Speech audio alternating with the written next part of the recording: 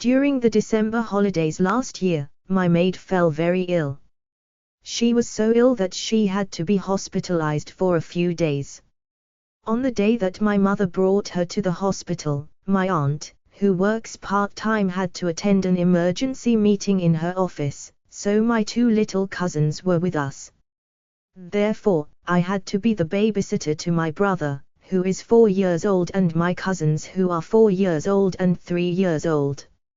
I had no choice because there was no one else available at such short notice. Besides, I was having my holidays too. At first, the children were quite well behaved because they had just awakened from sleep. I made sure they ate their breakfast. My brother, Tony, and my 4-year-old cousin Samantha were quite used to eating by themselves, so they did not make a mess. But 3-year-old Sean was very messy, and I had to give him a quick bath after breakfast. Tony and Samantha settled in front of the television and watched their favorite Teletubbies video. Sean, for some reason, does not like watching the Teletubbies, he prefers Barney. So, he took hold of the remote control and started fiddling around with it.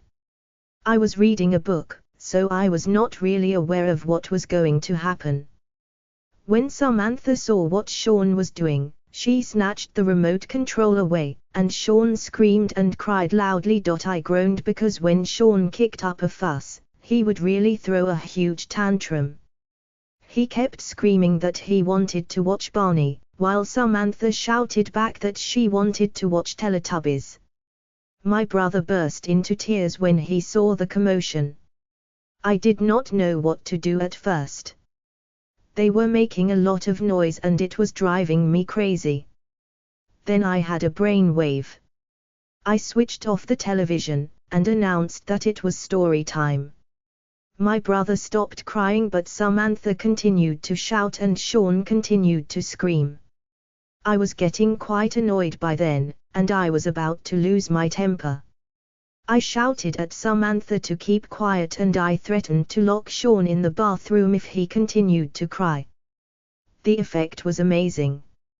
Sean stopped crying immediately and looked at me with pleading eyes. Samantha also stopped shouting. I was quite tired and did not really want to tell a story, but my brother insisted. So, I told them a silly little story and they seemed to enjoy themselves, all their quarrels forgotten. Then I played a few simple games with them. It was nearing lunch time and my mother had promised to be back for lunch. I was getting really anxious, but my mother managed to stick to her promise, and she appeared a few minutes later. I was really glad to see my mother. It had been one of the longest and most tiring days I have ever experienced, even though I only babysat for about 5 hours.